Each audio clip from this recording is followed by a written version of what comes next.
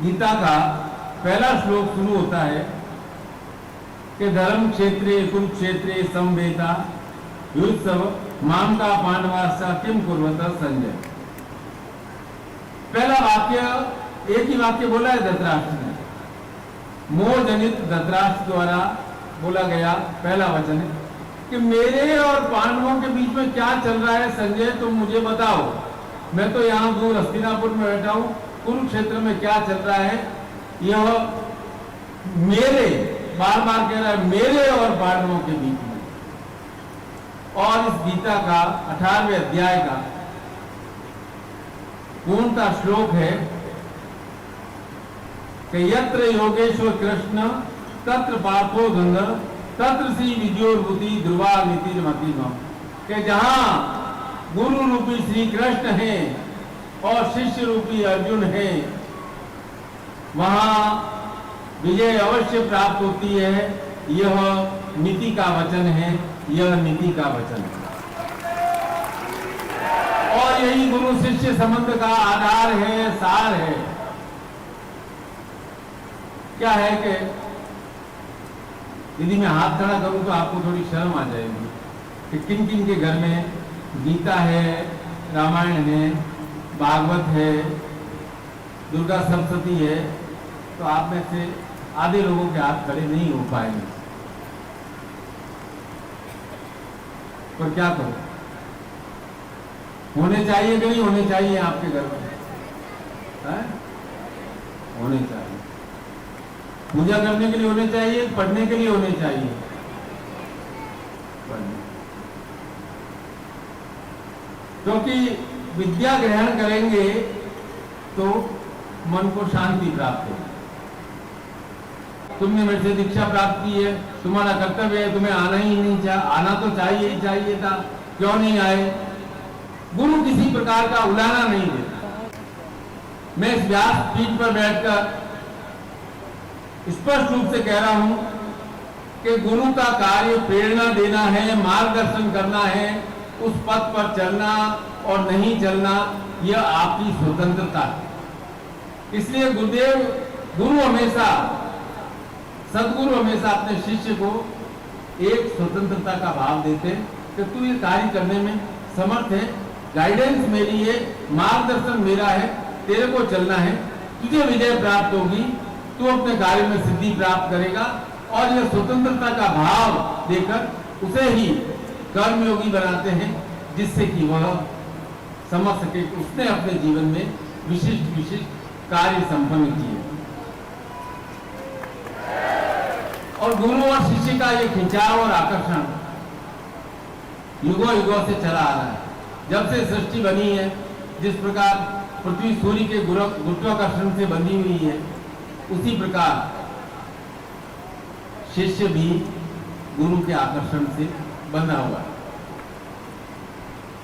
बस जब शिष्य को गुरु का आश्रय मिलता है तब शिष्य भय रहित हो जाता है। और कोई गुण डेवलप हो या नहीं हो, गुरु ये नहीं कहते कि एकदम तुम्हें प्रमोशन मिल जाएगा, ये हो जाएगा, वो हो जाएगा, वो हो जाएगा। जैसे ही गुरु का आश्रय मिलता है शिष्य भय रहित हो जाता है। अब भय से युक्त होकर काम करोगे या भय रहित होकर के काम करोगे, सफलता किसमें मिलती है? जब हम भय रहित होकर कार्य करते हैं,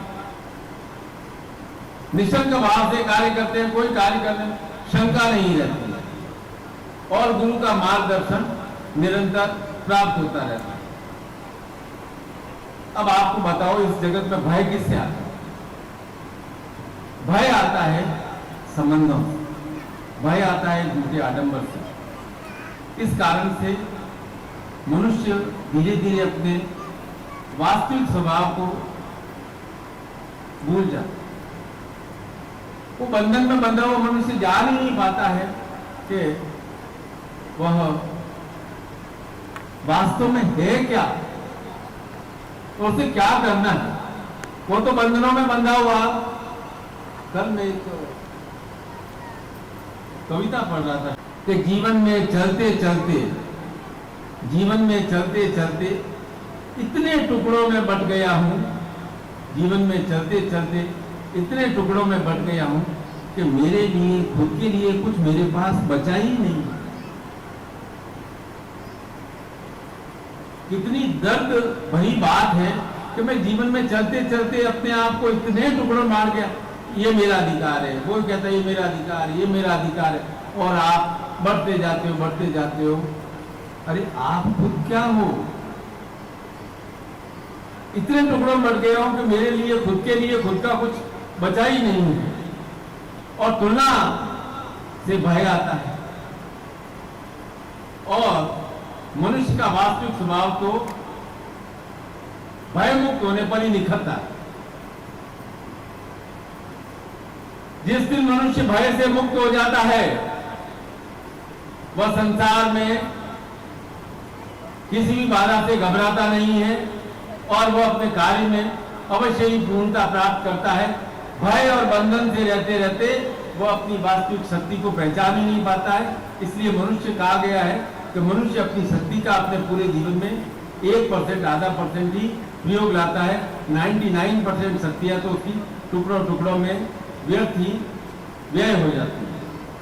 और ये संसार क्या है? लोगों का समूह। और इस समूह में, और जहां भी समूह होता है, उसको बांध के रखने के लिए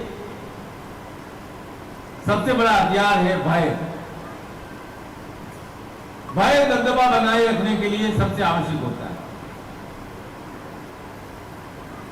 25, 30, 40 साल के जो हैं, उनके बारे में मैं बात कहता हूं। उनके माँ बाप कहते हैं, अरे जमाना कितना खराब हो गया है।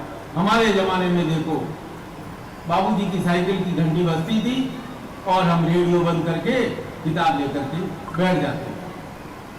और तो और उदाहरण यहां तक देते, अरे हमारे मन में तो बड़ों के प्रति इतना सम्मान था कि हम तुम्हारी मम्मी को साइकिल पर लेकर आते थे, लेकिन गली के बाहर ही, मोहल्ले के बाहर ही उतार देते थे। मोहल्ले में साइकिल पर भी बिठा करके भी नहीं ले जाते थे। इतना हम सम्मान करते थे। और अब तुम हो कि स्कूटर फटफटिया पर बिठा बिठा करके कमर में हाथ डाले घूम रहे हो। तुम्हारे अंदर कोई मर्यादा, सम्मान कुछ नहीं बचा है। अरे सम्मान, अरे भाई हम अपने माता पिता का आदर करते हैं, सम्मान करते हैं। सम्मान का अर्थ क्या होता है? सम्मान का अर्थ है समान मात्रा में मान देना, यह सम्मान का अर्थ। नाटक नहीं कि बापू आ गए, बापू आ गए, वीडियो बंद कर दिया, किताब उठा करके बैठ गए, ओह बापू का सम्मान हो गया, और मनी मन बापू को गाले निकाले कि 15 मिनट लेट आते तो 4 गाने और सुन लेता था, कितना मजा आ जाता था। सम्मान होता है मन से। इसलिए गुरु और शिष्य में जो आकर्षण का भाव है, सम्मान है, कि यहां शिष्य को कोई नाटक नहीं करना पड़ता है गुरु के सामने। संसार में आपको सब जगह नाटक करना पड़ता है। और आप कोई दिन मैं फिल्मों में भेज दूं तो आप अच्छे अच्छे एक्टर हैं, उनसे अच्छा नाटक कर सकते हैं, क्योंकि रोज आप नाटक करते रहते हो, रोज नाटक करते रहते हो। आप नाटक करने में एक्सपर्ट हो गए।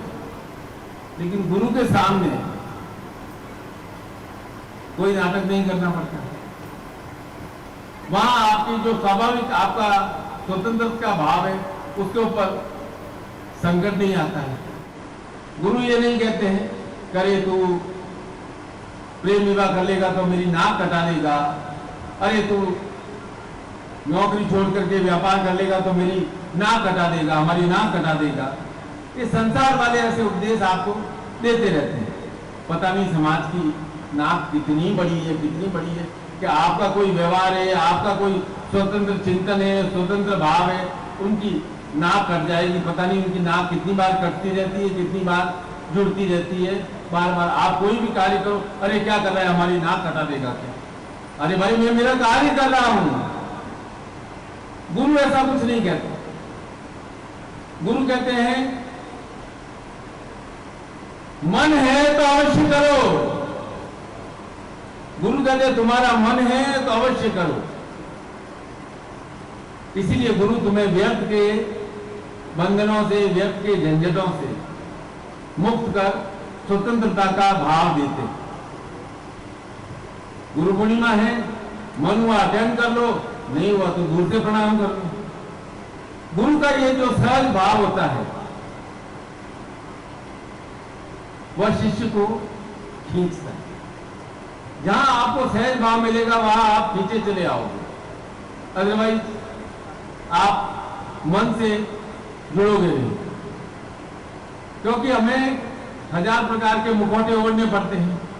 एक गुरु ही वह व्यक्तित्व है जिसके सामने आते ही आप व्यर्थ के सारे मुखौटे उतार करके अपने मन के भाव को स्पष्ट तौर पे सिर्फ और सिर्फ गुरु को ही कहते हो। पति पत्नी को नहीं कहता है, संतान माता पिता को नहीं कहती है, लेकिन गुरु के सामने आकर आप अपने सारे मुखौटे उतार करके अपनी सारी सही बात स्पष्ट रूप से, सहज भाव से, प्रेम भाव से, स्पष्ट भाव से कह देते हो। यही तो गुरु और शिष्य के संबंधों का महानतम भाव है, जहां शिष्य अपनी बात खुले हृदय से करता है।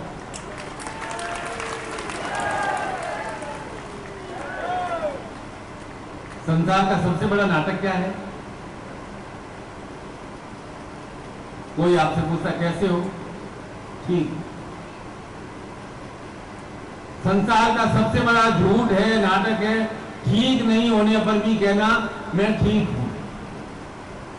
जब कोई शिष्य मुझसे कहता है ना मुझे ठीक हूं, ठीक ठाक चल रहा है, मैं समझता हूं कभी शुरुआत की है।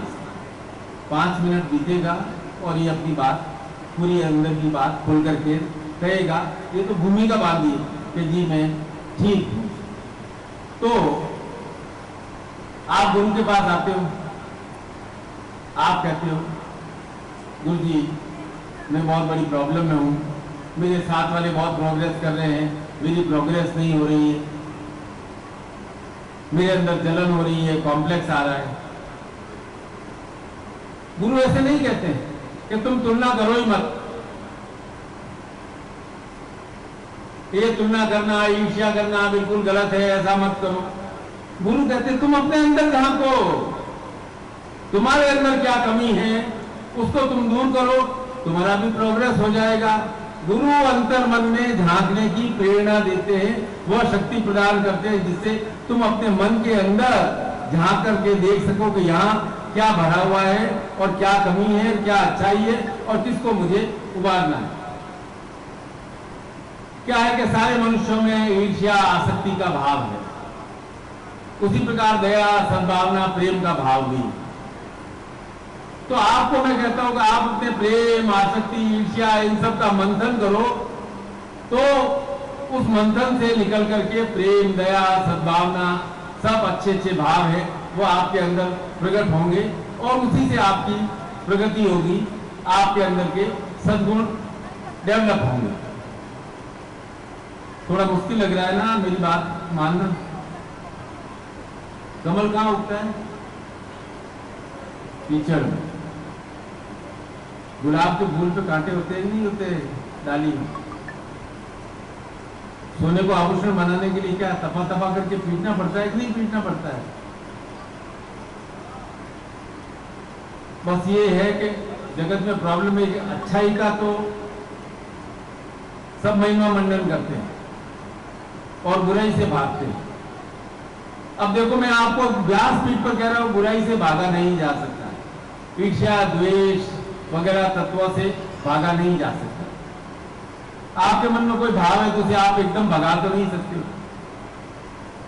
बस आपके मन में सब प्रकार के भाव चल रहे हैं, तो आप अपने उन भावों को स्वीकार करो। जो अशुद्ध विचार हैं उन्हें आप निकालो अपने आप मंथन करके।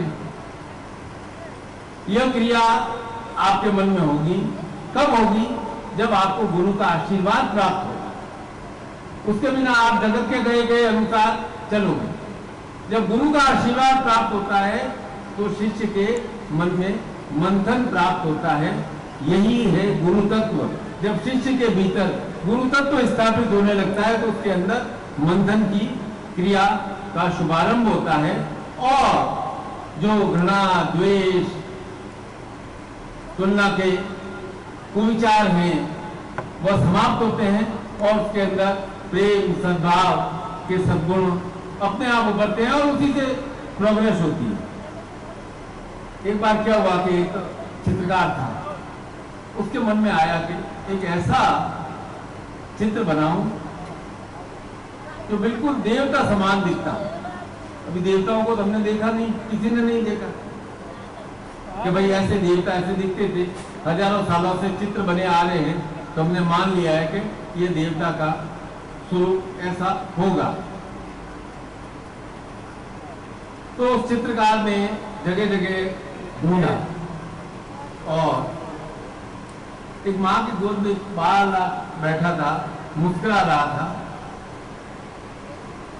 मुख में अंगूठा था, बहुत स्मित हास्य था। उसे लगा कि ये बिल्कुल देव स्वरूप बालक दिख रहा है और उसने उसका चित्र बनाया। चित्र बनाया और हजारों प्रतियां बनाई। चित्र को बहुत पसंद किया। अरे बिल्कुल, लोग देखते थे, अरे बिल्कुल देवता समान दिख रहा है, बाल गोपाल समान दिख रहा है, कितना सुंदर है, कितना मोहक है, बिल्कुल देवता ही है। धीरे धीरे चित्रकार भी उम्र आई। उसने बोला कि मैंने भागवत इत्यादि में पढ़ा है कि इस मनुष्य में ही देव और दानव होते हैं, तो मुझे दानव का भी चित्र बनाना चाहिए, जिससे संसार को मालूम पड़े कि देवता कैसे होते हैं, दानव कैसे होते हैं। समाज में हजार जगह घूमा, नहीं मिला, क्योंकि सब जगह लोग मुखौटे लगाए हुए, मुखौटे मतलब भाव बड़े हुए। जगह जगह की जेलों में गया, वहां एक विभिन्न ऐसा क्रूर व्यक्तित्व उसे दिखा जिसने कई अपराध किए। उसे लगा कि ये बिल्कुल दानव दिख रहा है, इसके भाव, भंगिमा, मुद्रा सब। उसने उसका रिक्वेस्ट कर चित्र बनाया। चला ठीक है, कह दिया सही है। क्लिक के बाद चित्र बनाया तो उसने कहा कि भाई आपको मेरा चित्र बनाने की क्या आवश्यकता आई? बोला मैंने वर्षों वर्षों पहले एक देवता का चित्र बनाया था, अब मेरे मन में इच्छा हुई कि एक दानव का चित्र भी बनाऊं।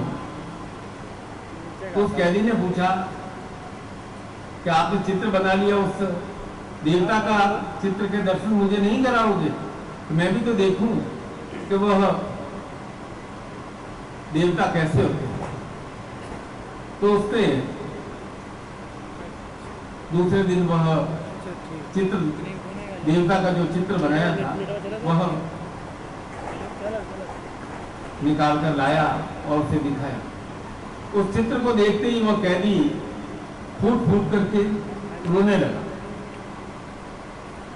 चित्रकार ने पूछा ऐसा क्या आपने देखा इसमें जो आप फूट फूट करके रोने लगे?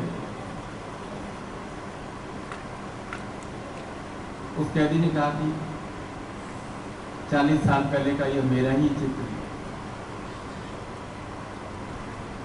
विचार करने वाली बात यह है कि कोई मनुष्य देवत्व से दानवत्व में कैसे परिणित हो जाता है? एक मनुष्य क्यों क्रूर हो जाता है? क्या है कि मनुष्य के भीतर आसक्ति, जलन, ईर्ष्या और समाज उस पर बार बार प्रतिबंध डालता रहता है।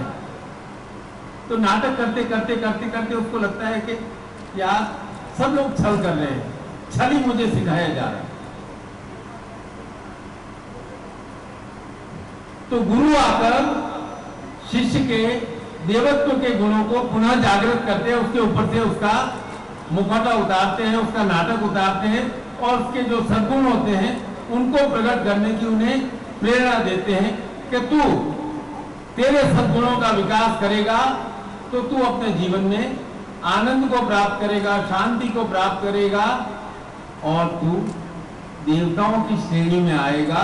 तू मनुष्य रूप में तूने जन्म अवश्य लिया है, तेरा स्थान है कि तू देवता स्वरूप बने। तो गुरु का आशीर्वाद जब प्राप्त होता है तो मनुष्य के अंदर से दानत्व के जो अवगुण होते हैं वह समाप्त होते हैं और देवत्व के गुण जागृत होते हैं।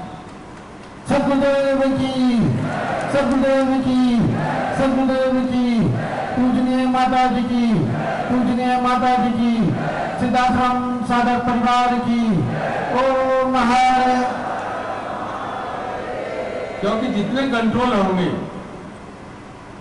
आप अपने ऊपर कितने कंट्रोल डालते रहोगे, कंट्रोल डालते रहोगे, कंट्रोल डालते रहोगे, तो आपके भीतर का प्रेम रस सब सूख जाएगा। मनुष्य से दानव तो नहीं बनोगे, लेकिन मशीन बन जाओगे। वही सुबह उठे, वही काम पे गए, वही शाम को आए, वही घर की चिल्लपों, वही ऐसा, वही पूछा छल कपट की बातें और सो गए, फिर वही एकदम मशीन की तरह 99% लोग काम कर रहे हैं।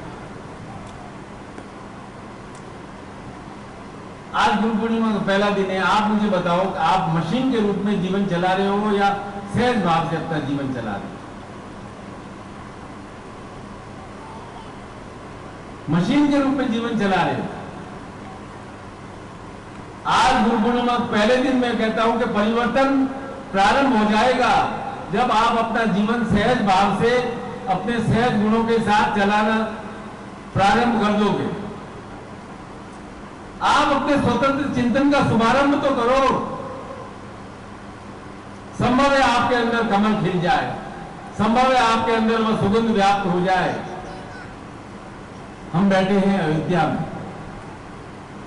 राम की नगरी में। कहां गए थे राम? वनवास गए थे, वनवास गए ना। आपने कहीं ऐसा प्रसंग सुना कि इक्ष्वाकु कुलवधु वन नहीं जा सकती है? सीता ने कहा मैं भी चलूंगी। राम ने कहा शक्ति की जो इच्छा। राम ने सहज भाव से स्वीकार कर लिया। राम ने कुल मर्यादा उसके उदाहरण नहीं दिए कि तुम इक्ष्वाकु वंश की कुलवधु हो, तुम ऐसा करोगी तो समाज में हमारा नाम कर जाएगा। तुम क्या करती हो? तुम जंगल में मत चलो। माता कैकेयी की आज्ञा पिता का मेरे को ही आ गया है, मैं ही जाऊंगा। सहज भाव से कि जो शक्ति की इच्छा है, सहज भाव से।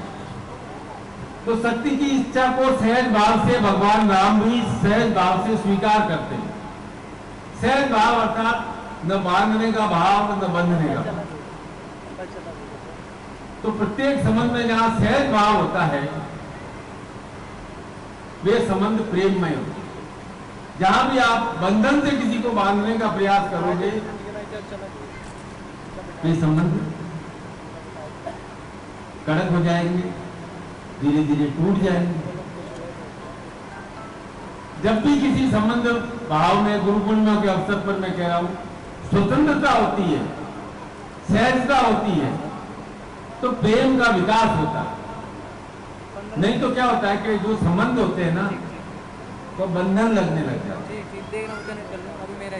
और जहां बंधन होते हैं वहां व्यक्तित्व का विकास नहीं हो पाता है, क्योंकि आप अपने मन का भाव को खोल ही नहीं पा रहे हो।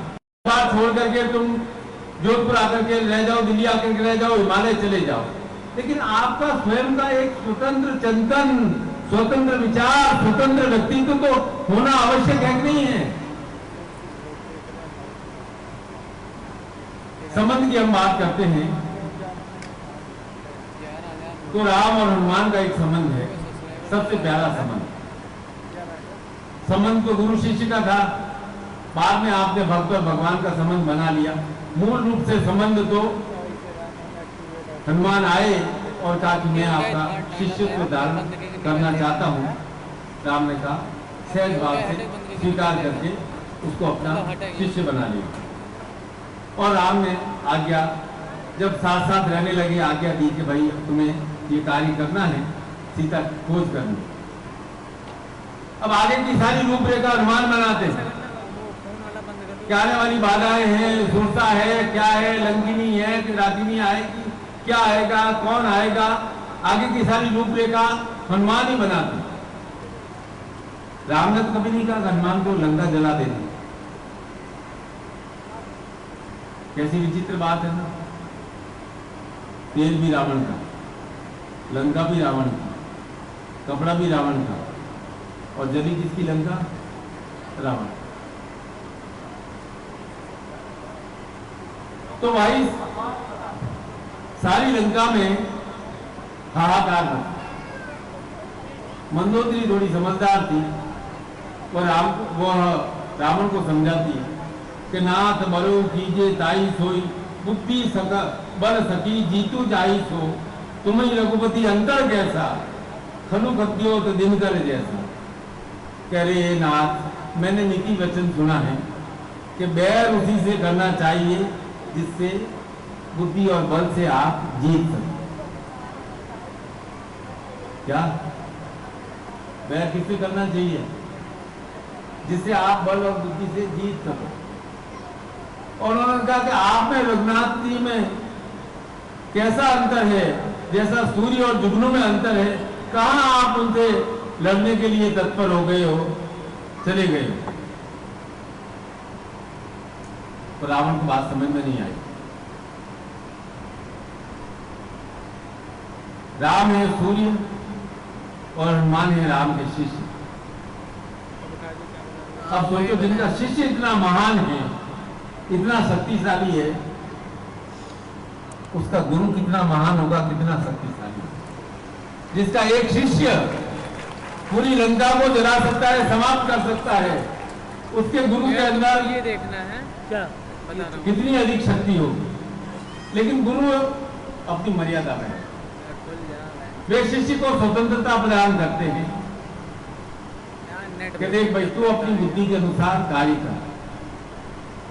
दिन में 4 बार निर्देश नहीं देते, गुरुजी मुझे बुखार आ गया है, क्या लूं, पैरासीटामोल ले लूं या ये गोली ले लूं, मलेरिया का टेस्ट करा दूं या नहीं करा दूं, ये कर दूं या नहीं। गुरु 4 बार निर्देश नहीं देते। गुरु कहते हैं तबीयत ठीक नहीं है, इलाज कर। और गुरु कहते हैं मेरा आशीर्वाद है, क्योंकि गुरु के आशीर्वाद में वह शक्ति होती है। ये देखो, ये ग्रीन रहना चाहिए बस। वैसे मैं देख रहा हूँ बाहर जब शिष्य ये समझ जाता है ना, तब वो गुरु के आशीर्वाद को सही रूप से समझकर प्रयत्न करता है, उद्योग करता है, क्रियाशील होता है, प्रयत्न करता है और उसे सफलता अवश्य प्राप्त होती है, जो भी उसने अपने जीवन में मापदंड स्थापित किए। वो अपनी शक्ति का सही उपयोग करता है।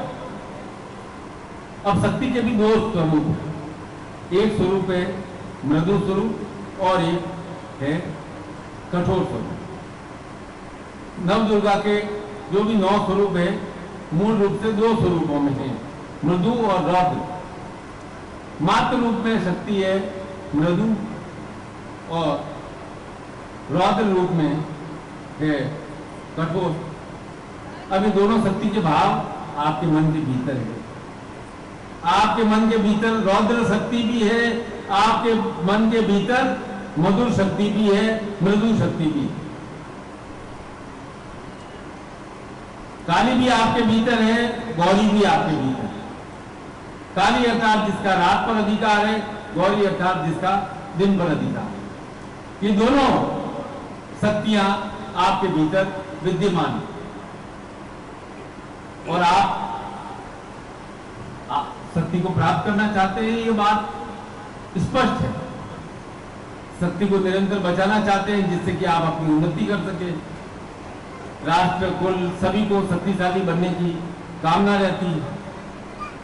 बहुत स्वस्थ इच्छा है आप, इसमें गलत कुछ नहीं है कि हम शक्तिशाली बने, शक्ति संपन्न बने। और हमारी सारी प्रार्थनाओं में भी हम हे ईश्वर हमें शक्ति प्रदान करना, हे ईश्वर हमें शक्ति प्रदान करना, हे राम जी अपनी कृपा बनाए रखना। एक बात विशेष कहूं मैं आपको, आज तक किसी ने प्रार्थना में कहा है कि राम जी मेरे घर आकर के बस जाना। सब प्रार्थना में कहते हे राम जी अपनी शक्ति मुझे प्रदान करते रहे, अपना आशीर्वाद मुझे प्रदान करते रहना। शक्ति की प्रार्थनाओं में यही तो कहते हैं आप बार बार। शक्ति की कोई भी प्रार्थना करते हैं, कोई भी श्लोक बोलते हैं, किसी की इच्छा है, क्या है आपकी टॉप मोस्ट इच्छा क्या है?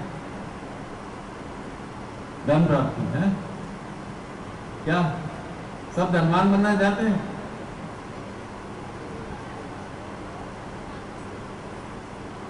तो इसका अर्थ यह है कि धन है, शक्ति का स्वरूप है, और लक्ष्मी है वह धन की शक्ति है। हमारे प्राणों की शक्ति क्या है? स्वास्थ्य। हमारे गृहस्थी की शक्ति क्या है? गृहिणी। हमारे सुख की शक्ति क्या है? कल्याण की शक्ति क्या है? सुख। सुख है तो कल्याण। गृहिणी है गृहस्थ की शक्ति। अभी लोग बहुत उदाहरण देते हैं कि देखो शक्ति कितनी महान है। एक लड़की ने कहा कि तुम कहां से बलवान हो, तुम तो मुझे लेने के लिए 400 लोगों की बारात लेकर के आए थे, और मैं शक्ति से तो मैं ज्यादा युक्त हूं जो अकेली तुम्हारे घर चली आई। उदाहरण देते हैं ना। तो आप भी जवाब देना, यदि तूने अनजान को विवाह किया तो मेरी शक्ति को भी तो देख, मेरे भाव को भी तो देख। मैंने भी एक अनजान स्त्री को अपने घर की पूरी चाबी दे दी, अपना सर्वस्व सौंप दिया। इससे बड़ा मेरा त्याग और मेरा प्रेम क्या हो सकता है? दोनों हाथों से, दोनों हाथों से। हमने भी तो एक अनजान को पूरा घर सौंप दिया ना कि ये लो, अब सौंप दिया है, सब बात तुम्हारे हाथों में। तो दोनों का अपना अपना स्थान है, अपना अपना स्वरूप है। तो हमारी आदि शक्ति भुवनेश्वरी है, वह सीता स्वरूपा है, और शक्ति की भाई सबको आवश्यकता। सबको चाहिए कि मेरे अंदर एट्रैक्शन होना चाहिए, सम्मान होना चाहिए कि लोग मेरी ओर खींचे हुए चले आए। मैं जिसे जिस काम का कहूं वो मेरा काम हो जाए। तो सारी शक्तियों से बड़ी शक्ति कौन सी है? मोहन की शक्ति, समोहन की शक्ति। मुझे किसी के सामने गिड़गिड़ाना नहीं पड़े। मैं किसी को कोई बात कहूं वो मेरी बात मान ले। घर परिवार में भी आप यही चाहते हो, समाज में भी यही चाहते हो, व्यापार में भी यही चाहते हो, कार्यस्थल पर भी यही चाहते हो। मूल रूप से आप चाहते हो कि आपके अंदर सम्मोहन की शक्ति का पूर्ण रूप से विकास हो। इसीलिए जैसे पृथ्वी सूर्य के आकर्षण में बंधी है और करोड़ों करोड़ों वर्षों से आकर्षण में बंधी हुई परिक्रमा करती है, 364 साढ़े 364 दिन में पूरी परिक्रमा करती है, और करोड़ों करोड़ों वर्षों से कर रही है, और करोड़ों करोड़ों वर्षों तक करती रहेगी, क्योंकि सूर्य और पृथ्वी का आकर्षण, गुरुत्वाकर्षण और प्रेम इतना महान है। अब हमारे यहाँ देखो सारे देवी देवता हैं, जितने देवता हैं वे शक्ति से जुड़कर ही पूर्ण होते हैं। मैं दीक्षा देता हूं तो क्या कहता हूं? ओम लक्ष्मी नारायणाभ्याम नमः, ओम सची पुरंदराभ्याम नमः, ओम वाणी हिरण्यगर्भाभ्याम नमः, ओम मातृपितृ चरण कमलेभ्यो नमः। हम बोलते हैं राधा कृष्ण, हम बोलते हैं सीताराम श्री राम, हम बोलते हैं गौरी शंकर। जब संसार के सारे देवता अपने नाम के आगे शक्ति का नाम लगा सकते हैं और उनकी मर्यादा में, उनके प्रभाव में, उनके गुणों में कोई अंतर नहीं आया, तो आप क्यों नहीं लगा सकते?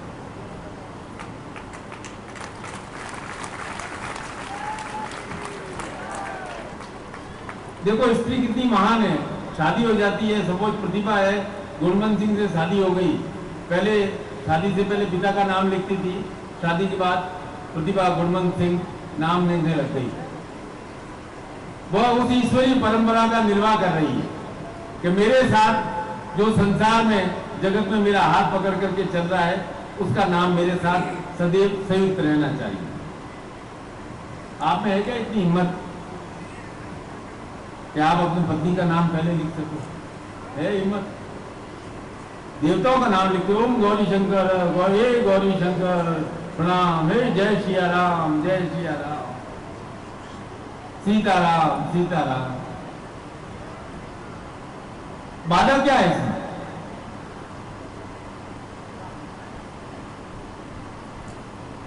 ये महिला सशक्तिकरण की आप बात करते हो ना, यदि आप में से 2-4 भी यदि नाम लिख सके, पति का नाम अपने नाम के आगे लगा सके, मैं समझूंगा कि आप वास्तव में कुछ विशेष कार्य कर रहे हैं।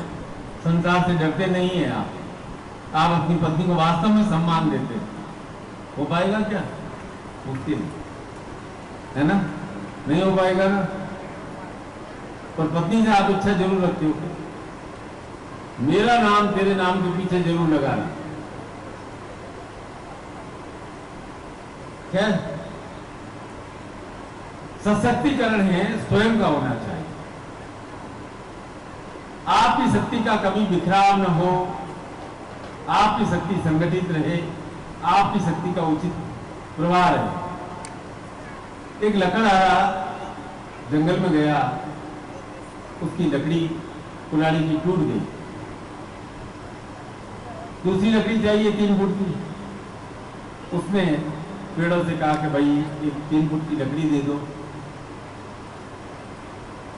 केवल उस लोहे के से तो टूट नहीं पा रही थी। एक पेड़ को दे आ रही, गरीब लकड़ आ रहा है, दे देते हैं, दे दी। दूसरे पेड़ों ने मना किया, कह रहे मत कर, पूरे जंगल को काट डालेगा, मत कर, गलत कर रहा है। बोला नहीं नहीं, दे देते हैं बेटा। आगे की कथा सब आपको मालूम है, उस कुल्हाड़ी का क्या उपयोग हुआ। गंभीर बात मैं कह रहा हूं, हम आर्यावर्त की संतान हैं। आज हमें यह विचार करना है कि नहीं करना है कि मुट्ठी पर आक्रांताओं ने हमारी भूमि पर कैसे अधिकार कर लिया, कैसे हमारे मंदिरों को तोड़ दिया, कैसे हमारे धर्म को उन्होंने ध्वस्त करने का प्रयास किया।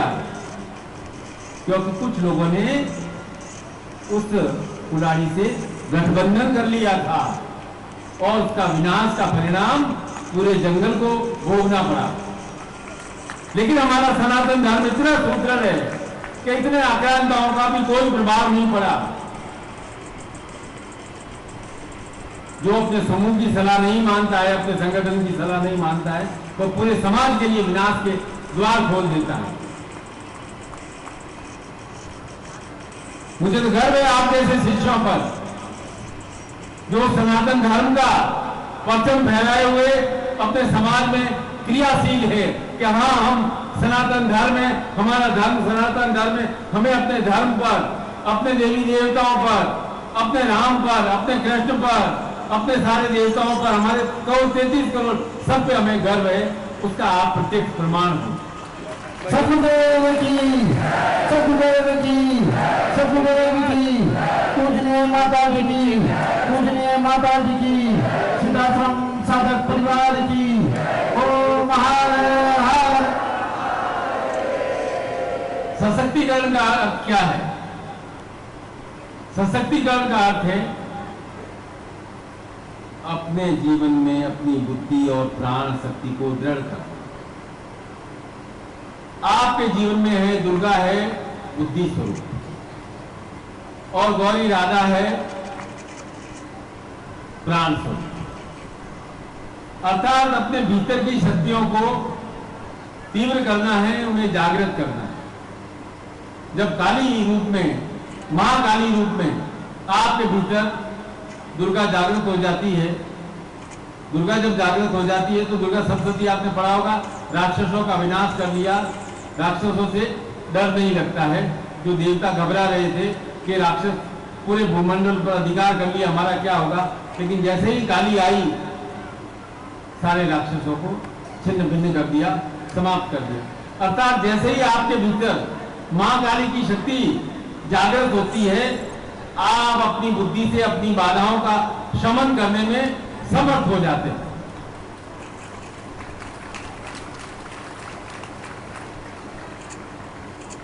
दुर्गा आपके लिए नहीं करेगी, मां काली आपके लिए नहीं करेगी। मां काली तो आपके भीतर विद्यमान है। वो मां काली जब आपके अंदर जागृत हो जाती है, तब आप अपनी बाधाओं का शमन स्वयं अपने हाथों से करते हैं। जिस प्रकार गांधी किसने चलाया था? अर्जुन। कृष्ण ने नहीं चलाया था, गांधी धनुष चलाया था अर्जुन ने, और गांधी धनुष के प्रहार से कौरवों की सेना का नाश किया। तो वो दुर्गा शक्ति आपके भीतर है, वो काली शक्ति आपके भीतर है, रौद्र शक्ति आपके भीतर है। और गौरी राधा अर्थात जीवन का रस, रस के बिना जीवन की कल्पना ही नहीं की जा सकती। वह रस है आपके जीवन का प्राण और दुर्गा है आपके जीवन की बुद्धि।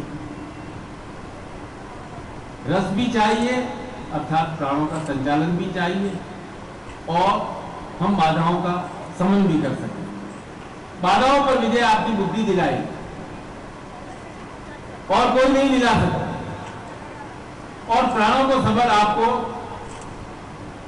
गौरी अर्थात राधा से ही मिलेगा। तो गौरी राधा है सम्मोहन का स्वरूप, रस का स्वरूप। अब रस को यदि जीवन से हटा देंगे तो जीवन सुस्त हो जाएगा भाई। रस के बिना हम किस लिए जिएंगे? हम जीवन जी रहे हैं कि इसमें रस मिलता है हमें। हम कामनाओं को पूर्ण करने का प्रयास इसलिए करते कि हमें रस प्राप्त होता है, कामनाएं पूर्ण होती है। तो मेरे पास लोग आते हैं 35 और 50 साल की उम्र के बीच के लोग आते हैं। 35 वाले पहले वाले लोग तो दिनों रात अपनी प्रोग्रेस के अंदर जुटे रहते हैं।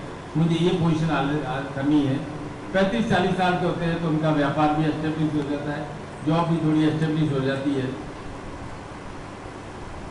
वो क्या है कि अब जब इस उम्र में पहुंचते हैं 40-45, तो उनका जीवन क्या है कि समतल भूमि पर आ जाता है। अब उन्हें चाहिए कुछ नया। हकीकत में क्या है कि वो बोर हो चुके होते हैं अपनी जिंदगी से। कर यार रोज रोज का यही कार्य। अब विद्यार्थी होता है, उसको 5वीं में पढ़ रहा होता है, उसको मालूम है मेरे को परीक्षा देनी है, अच्छे मार्क्स लाने हैं, मैं 6ठी में जाऊंगा। 20 साल का होता है, मैं प्रयास करूंगा, ये एग्जाम दूंगा, मुझे जॉब मिलेगी, फिर आगे लगेगा कि ये हो गया, मेरे को एक प्रमोशन मिल जाएगा, ये मैं व्यापार करूंगा, ये संभालूंगा, बाबूजी का व्यापार में संभाल।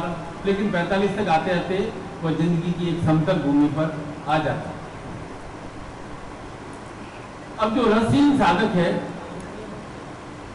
उन्हें चाहिए जीवन में कुछ करने को नया। वो एक्चुअल में हो गए जीवन से बोर। और मेरे पास ज्यादातर साधक वही आते। बाकी यंग साधक आएगा, वो देखेगा गुरु जी आशीर्वाद दे दो, मैं इस परीक्षा को पास कर लूं।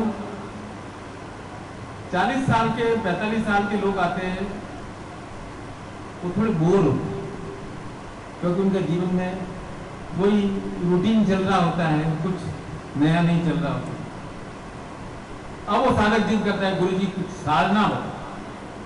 वो कभी छुट्टियों में 4 दिन घूम करके आता है, लेकिन जो अंदर से रसहीन हो गया है वो बाहर 4 दिन छुट्टियों में घूम करके आएगा और फोटो अपने दोस्तों में भेज देगा, जान पहचान वालों में, मोबाइल में अपने 50 ग्रुप में सर्कुलेट भी कर देगा, लेकिन अंदर से रस सूख रहा है तो सूख रहा है। अब वो कहते हैं कि गुरु जी बहुत जिंदगी में मैं साधना पथ पर चलना चाहता हूं।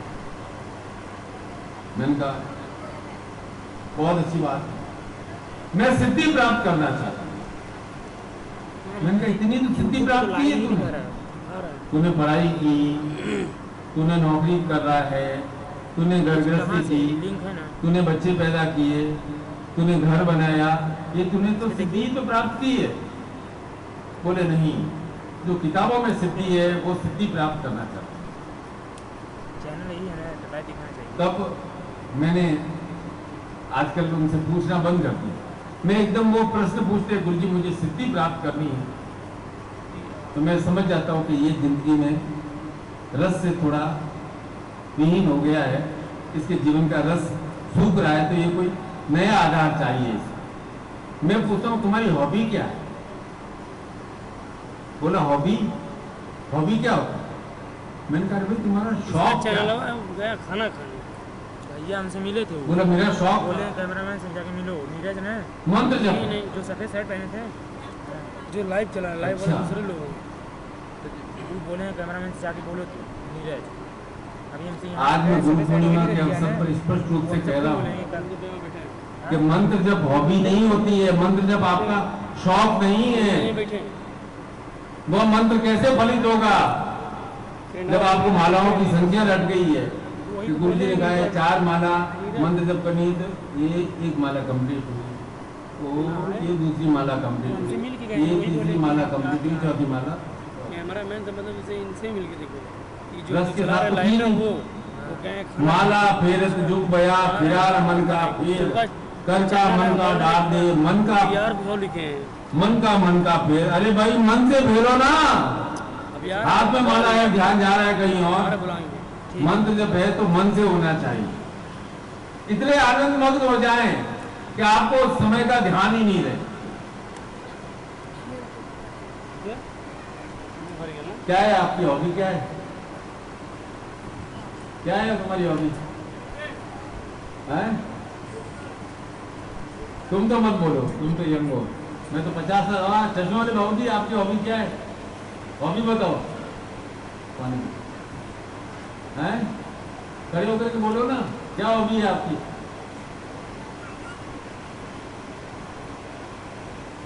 क्या?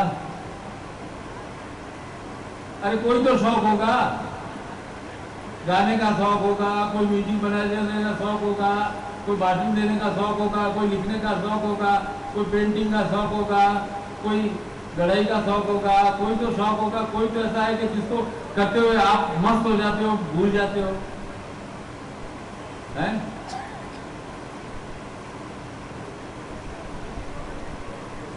क्या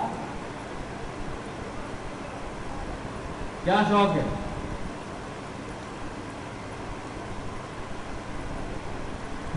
ड्यूटी, ड्यूटी तो करनी ही पड़ेगी। ड्यूटी के अलावा क्या? ड्यूटी तो सारे संसार के सारे लोग कर रहे हैं। ड्यूटी नहीं, ड्यूटी तो करनी ही पड़ेगी। अरे कर्म तो भगवान, आप नहीं कर्म करना चाहोगे तो भी कर्म तो आपको करवा देगा, आपको खाली तो बैठे नहीं रहने देगा। शौक होना चाहिए जिंदगी में, जिससे जिंदगी में रस आए। शौक क्या है? अब आप सोचो कि आप चाहे 40-50 के हो गए हो गया है, बैठो बैठो।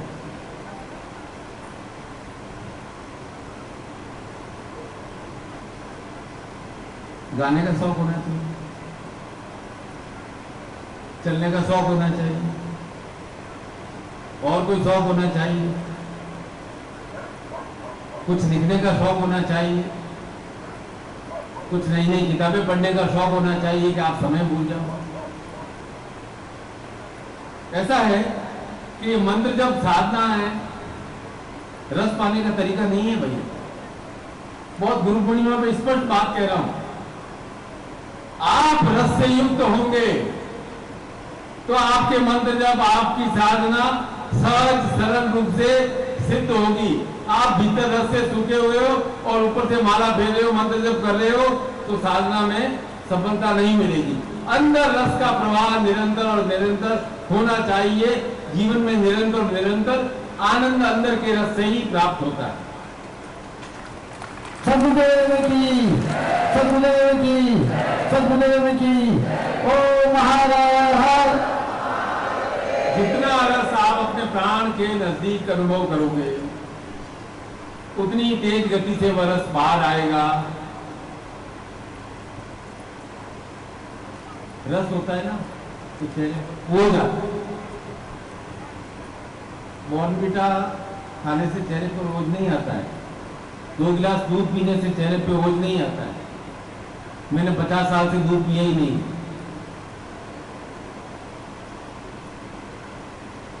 ओझ आता है जब आपके भीतर रस का प्रवाह हो, जब आप भीतर रस से युक्त होंगे, तब कई जगह आपने पढ़ लिया कि प्राण को सुचारू रूप रखने के लिए प्राणायाम करना चाहिए। प्राणायाम, पर प्राणायाम योग का तो श्वास को फूंक फूंक फूंक फूंक करके ऊपर नीचे नहीं चलना है। योग का अर्थ है मिले सुर मेरा तुम्हारा, सो सुर बने हमारा। अपने अंदर का सुर और जो बाहर का सुर है, उन दोनों सुर का मिलन होना चाहिए। जो गुरु का सुर है, जो शिष्य का सुर है, उन दोनों का सुरों का मिलन होगा तो बनेगा सुर, हमारा एक नया सुर बनेगा। क्योंकि हम गुरु और शिष्य जुड़े प्राणों के तार से ही हैं। इसीलिए आप कहते हैं त्वम चित्ते मम चित्ते, त्वम प्राण मम प्राण, त्वम चिंतय मम चिंतय, त्वम आज्ञा सजीवन परिपालय। तो जब तक प्राण तत्व का तार रस से युक्त है तो एक सुर बनता है जीवन में। सुर जैसे अलग हुआ, बुद्धि रूपी विचार भ्रमित हो जाता है। अब सोचो कि गृहस्थी में भी यदि सब अपनी अपनी बुद्धि से काम करने लगे, सुर आपस में मिले ही नहीं, तो क्या वह गृहस्थी चल सकती है? नहीं चल सकती। आपस में सुर मिलना आवश्यक है, गृहस्थी में भी, काम में भी। अब रोते रोते दुकान जाते हो और दुकान का शटर खोलते हो और कहते हो अरे यार आज फिर दुकान पे काम करना है। नौकरी में जाते हो, रस ही नहीं है, काम करने जाते हो। रस का प्रवाह निरंतर और निरंतर भीतर होना आवश्यक है। तो भाई इस रस के लिए क्या कर रहे हो?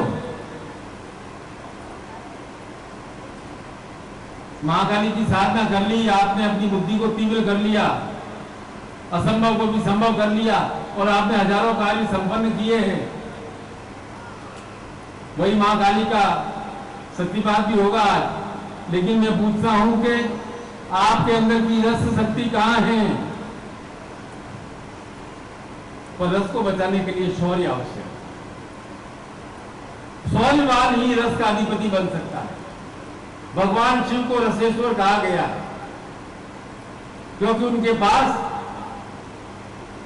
शक्ति है, उनके पास गौरी है। भगवान राम को पुरुषोत्तम कहा गया है क्योंकि उनके साथ शक्ति स्वरूपी सीता है। अब आप विचार करो कि आपके जीवन में क्या है, रस आवश्यक है या शौर्य आवश्यक है? शौर्य से तो बहुत काम कर लिए, और शौर्य से काम करते करते यदि रस ही सूख गया तो फिर क्या अर्थ रहा? आपने धारण किया है गुरु को, आपको चाहिए जीवन में रस। आप केवल और केवल गुरु से जुड़े इसलिए हैं, रस अर्थात कामना को, कि आपको जीवन में रस प्राप्त हो। रस के लिए आपको चाहिए शौर्य। शौर्य के बिना आपके भीतर रस का उद्भव नहीं हो सकता है। रस का तो हमें अपने बल का उपयोग दूसरों को नीचा दिखाने के लिए नहीं करना है। हमें अपने बल का उपयोग करना है कि हम अपने आप में अलमस्त रहें और नित्य नित्य जीवन जीने का हमें आनंद आए। हर सांस आनंदपूर्ण हो, न कि हर सांस चिंतापूर्ण हो। चिंता मिटानी है तो बुद्धि को तीव्र करना पड़ेगा, विचारों को ले जाना पड़ेगा। लेकिन यदि रस शक्ति के साथ शौर्य में अभिवृद्धि होगी तो वह शौर्य आपके जीवन का रस का आनंद देगा। अब आप बताओ गुरु क्यों आए आपके जीवन में? आपके जीवन में गुरु का अवतरण क्यों हुआ है? मैं रहता हूं जोधपुर, आप रहते हो आजमगढ़, बनारस, बिहार, आसाम, छत्तीसगढ़, झारखंड, अलग अलग जगहों पे रहते हो। क्यों भाई? गुरु आपके जीवन में अवतरित हुए। आप ऐसा मत सोचते ना कि आप गए और गुरु को आपने धारण कर लिया। गुरु वास्तव में आपके जीवन में अवतरित हुए। शिष्य के जीवन में गुरु अवतरित होते हैं। एक प्रेरणा आती है कि हाँ मैं उन गुरु को धारण करूं। आपके भीतर प्रेरणा आई तब आपके जीवन में गुरु अवतरित हुए। तो गुरु शक्ति है आपके जीवन की शौर्य शक्ति। गुरु शक्ति है आपके जीवन की आज्ञाकारी काली शक्ति, जो आपको शौर्य प्रदान करती है, हिम्मत प्रदान करती है, साहस प्रदान करती है, आपको बल प्रदान करती है, आपको प्रेरणा प्रदान करती है। और शिष्य गुरु के पास, गुरु पूर्णिमा में आज स्पष्ट रूप से कहूंगा, शिष्य गुरु के पास शक्ति प्राप्त करने के लिए ही आता है। यह गुरु शक्ति। अब शक्ति को जो प्राप्त करना चाहते हो, गुरु का गुणगान करने तो आए नहीं। आप आए हो मन में कोई न कोई कामना जरूर लेके आए हो, कामनाओं की लंबी चौड़ी लिस्ट लेकर के आए हो। मैं तो स्पष्ट तौर से कहता हूं, आपकी लिस्ट है लंबी। अब उस लिस्ट को पूरा करना है, क्या करें? गुरु क्या करें बताओ? आपको मैं गुरु बना दूं तो क्या करोगे आप? अपने शिष्य को शक्ति दोगे, बल दोगे, साहस दोगे, आशीर्वाद दोगे, प्रेरणा दोगे, जिससे उसके भीतर की शक्ति का उद्भव हो सके और उसे पुनः अपने जीवन में रस आ सके। गुरु की शक्ति है आपकी बुद्धि को सात्विक करती है, विशुद्ध करती है। गुरु का जो शिष्य है ना, वो जानता है कि मुझे अपने मस्तिष्क को शांत रखना है और सीने में जोश रखना है। चाहे वह 60 साल का हो, चाहे वह 80 साल का हो और वह 40 साल का हो। जिस दिन वह शिष्य जान जाता है कि मेरे गुरु का आदेश है कि मुझे मस्तिष्क में शांति रखनी है और सीने में मुझे जोश रखना है, तो उसके सारे कार्य गुरु कृपा से अवश्य अवश्य पूर्ण होते हैं। ये गुरु का आशीर्वाद है। सदगुरुदेव की, सदगुरुदेव की, सदगुरुदेव की, वंदनीय माता जी की, वंदनीय माता जी की, सिद्धाश्रम साधक परिवार की। ओम हर। ऐसा साधक अपने जीवन में सत्य को खोज लेता है। सत्य क्या है?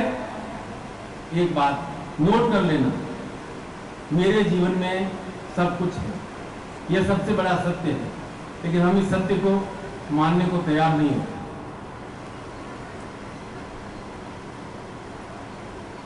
हनुमान के पास अपार शक्ति थी, उन्हें मालूम नहीं था, वे अपने आप को साधारण समझ रहे थे। जामवंत ने बताया, राम ने बताया कि तुम्हारे भीतर अपार शक्ति है। और हनुमान को जब इस सत्य का ज्ञान हो गया तो संसार में ये अमर वाक्य हो गया कि रामचंद्र के काज सवारे लाए सजीवन लखन जिया है। रामचंद्र के काज संवारे। तो भाई शक्ति जागरण की शुरुआत कहां से हुई? हनुमान हो या कोई शिष्य हो, भक्ति से। भक्ति के बिना शक्ति जागृत नहीं हो सकती और हर भक्ति काम्य नहीं हो सकती। भक्ति होती है निष्काम, कि हाँ यह विश्वास कि मेरे गुरु ने मेरा कार्य कर दिया है, अब मुझे मेरा प्रयत्न करना है, अब मेरे ऊपर गुरु का वरद हस्त है और मुझे अपनी बुद्धि से अपना कार्य करना है। ऐसा नहीं हो सकता कि गुरु के पास जब शक्ति की इच्छा हो मैं गुरु के पास जाऊं, जब शक्ति की इच्छा नहीं हो तो गुरु बने, मेरा तो कार्य चल रहा है, कभी बाधा कोई आएगी तो चले जाए।